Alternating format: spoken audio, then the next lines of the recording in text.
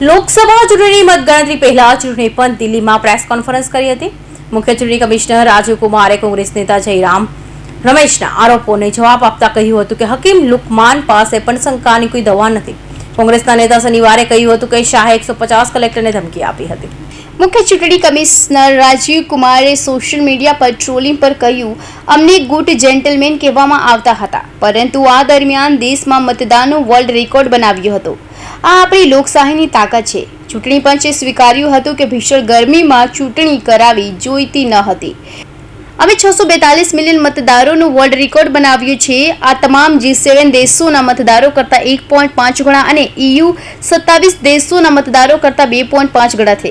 આ પહેલી વાર છે જ્યારે પંચે સામાન્ય ચૂંટણીના મતદાન બાદ પ્રેસ કોન્ફરન્સ યોજી હોય। 2019 के बाद से क्या नहीं था, जो PC और AC का स्टेट वाइज टोटल है वो टॉप पे नहीं था, बस उतना सा नहीं था। अरे इलेक्टर्स का नंबर है, परसेंटेजेस हैं, तो टोटल नंबर निकाल लो भाई, अगर नहीं है तो गलती कैसे हो जाएगी। तो माहौल क्या बना, 1 करोड़ वोटर बना तो कभी कभी वोटर लिस्ट खराब है, कभी EVM खराब है, कभी ये खराब है, कभी काउंटिंग में ARO की टेबल पे आदमी नहीं है, 150 DM से बात कर ली। What is this happening in the country. ये फेक नैरेटिव है जो चल रहा है, हम इसको समझने में पूरी तरीके से फेल किए, ये हम एडमिट करते हैं। आप समझ गए हैं तो जो आपने हमसे लर्निंग पूछी, तो हमारी इसकी बार की 3 लर्निंग है, ये भी हम अपफ्रंट एडमिट करते हैं। चुनाव हमें कम से कम 1 महीने पहले खत्म कर देना चाहिए, इतनी गर्मी में नहीं जाना चाहिए। This is one learning for us which we want to keep for us. बहुत बड़ा चुनाव है, बहुत फोर्सेस लगती हैं, बहुत मूवमेंट है, हम इससे समय को कम नहीं कर सकते, लेकिन पहले कर सकते हैं, इतनी गर्मी में नहीं करना चाहिए। This is first learning for us. Second, इस फेक नैरेटिव को लड़ने के लिए और एक और इसके लिए हमें तैयारी करनी चाहिए। और एक चीज और है, वो भी मैं आपको अपफ्रंट बताता हूं। आज हमने एक्सपेक्ट किया था कि ये देश की सीमाओं के बाहर से ये अटैक होंगे, हमने सोचा था, उसके इंतजाम हमने कर लिए थे, नहीं हुआ। मैं टेक्निकली बता नहीं सकता क्या इंतजाम किए थे, बट हमने इंतजाम कर लिए थे, लेकिन अपने में ही हो गया। फिर आप कहेंगे कि फिर मैंने इस पर भी कुछ लिखा था, कहे तो मैं सुनाता हूं। आज फिर एक माहौल बनाया गया कि देखिए ये मतलब कैसे हो सकता है ऐसा कि लार्ज नंबर में आरओज को इन्फ्लुएंस कर दिया गया है। कैसे हो सकता है देश में। वो जो मैंने जिनकी फोटोज दिखाई थी आपको, जो काम कर रहे हैं पिछले 3-3 महीने से गर्मी में, कोई पूरी कंट्री के 800, 900, 700, 600, 500 लोगों को इन्फ्लुएंस कर सकता है? कर सकता है तो बताइए किसने किया, हम उसको सजा देंगे। हम उसको सजा देंगे, हम उसे बताना चाहिए कि किसने किया। काउंटिंग से पहले बताना चाहिए किसने किया, ताकि उन सब डिस्ट्रिक्ट मजिस्ट्रेट्स को या जिसने किया उसको हम सजा दे सकें। ऐसा नहीं हो सकता कि आप कोई अफवाह फैला दें और एक सबको शक के दायरे में ले आए, ऐसा नहीं हो सकता। काउंटिंग बिल्कुल नेक्स्ट। फिर कल मल्टी पार्टी डेलीगेशन में हमसे कुछ डिमांड की गई थी, हम सबको मान ली। उनका कहना था कि लिखित में कि CCTV मॉनिटर्ड मूवमेंट होना चाहिए कंट्रोल यूनिट्स का। डन, होगा, होता ही है। जाली लगी होती है, उसके बीच में से निकलती जाती है, होगा। Verification of current date and time display होना चाहिए, मैंने पहली स्लाइड में दिखाया, वो तो हमारी इंस्ट्रक्शन में लिखा है, होगा, मान लिया। स्टार्ट एंड एंड टाइम दिखाया जाना चाहिए, दिखाया जाएगा, जरूर दिखाया जाएगा, वो दिखाया जाना भी है, हमने मान लिया। मशीन के टैग्स को, ये कल की डिमांड्स हैं, तो स्लिप्स एंड टैग्स को वेरीफाई किया जाना चाहिए, जरूर किया जाना चाहिए। CU आने के बाद उसकी चेकिंग होनी चाहिए, स्टाफ को करनी चाहिए, काउंटिंग स्टाफ को।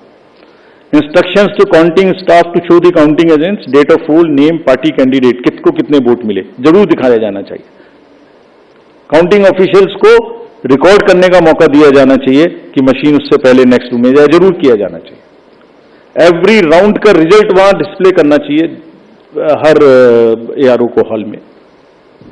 70 साल से एक प्रोसेस चला आ रहा है, robust process in under the eyes of lakhs and lakhs of persons drawn from different places। ऐसी कोई भी, हमने सबको निर्देश दिए हैं कि सारे आरओज सबको वीसी करके हमने निर्देश दिए हैं, बहुत स्पष्ट, जैसे मैंने पहली बार भी बताया था। एंड निर्देश का मतलब, हमारे निर्देश का मतलब कोई मजाक नहीं है। आपने रिजल्ट देखा, वायलेंस नहीं हुई, सीजर्स हुए, रिपोल्स नहीं हुए। मैंने पहली बार 16 मार्च को ये बात बताई थी अप फ्रंट कि हम ऐसा करने का प्रयास कर रहे हैं, हमने सबको इंस्ट्रक्शंस दिए हैं। टुडे आई एम टेलिंग ऐसा हुआ, इसलिए आज फिर बता रहा हूं, सबको सख्त हिदायत दी गई है कि सारा काम जो there are 3 manuals, handbook for candidate भी है, हैंडबुक फॉर काउंटिंग एजेंट भी है।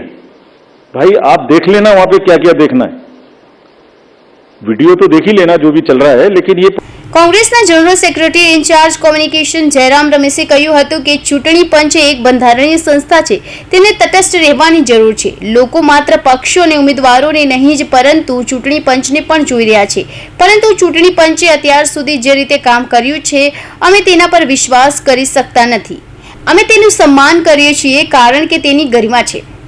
तो ये सब धमकी की एक रणनीति है इनकी, एक डर फैला रहे हैं, एक मनोवैज्ञानिक खेल खेला जा रहा है कि हम सत्ता में वापस आ रहे हैं। तो 4 तारीख को निष्पक्ष तरीके से काउंटिंग होना जरूरी है। आज कांग्रेस अध्यक्ष और राहुल जी ने हमारे उम्मीदवारों के साथ बातचीत की, एक चेकलिस्ट सभी उम्मीदवारों के पास है। आज सुबह हमारे कोषाध्यक्ष ने एक मुद्दा उठाया काउंटिंग एजेंट को लेकर, और इलेक्शन आयोग से कुछ ही समय के अंदर एक स्पष्टीकरण भी आया। पर सवाल यह है कि शक कैसे पैदा हुआ? जो हमारे ट्रेजरर अजय माकन ने मुद्दा उठाया था वो सही था, अगर वो नहीं उठाए होते तो ये स्पष्टीकरण भी नहीं आता।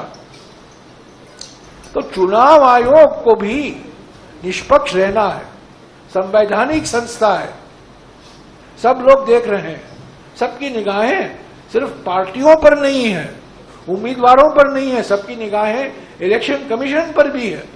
पर अब तक जिस तरीके से इलेक्शन कमीशन ने अपना कार्यकाम किया है, हमें विश्वास बिल्कुल देता ही नहीं। पर आज भी हम उम्मीद करते हैं, क्योंकि हम चुनाव आयोग एक संवैधानिक संस्था है, उसका सम्मान करते हैं, उसकी एक गरिमा होती है और उनको निष्पक्ष तरीके से काम करना चाहिए। जयराम जी, एक सवाल है, जो आप लोगों का अनुमान था और जो एग्जिट पोल आए हैं, जयराम जी एक सवाल दक्षिण भारत को लेकर है। जो एग्जिट पोल के नतीजे आए हैं उसमें खासतौर से तमिलनाडु या केरल जैसे जो राज्य हैं उसमें भी बताया गया है कि बीजेपी बड़ी अच्छी खासी संख्या में सीटें ले रही है। दक्षिण भारत में बीजेपी साफ, दक्षिण भारत में बीजेपी साफ।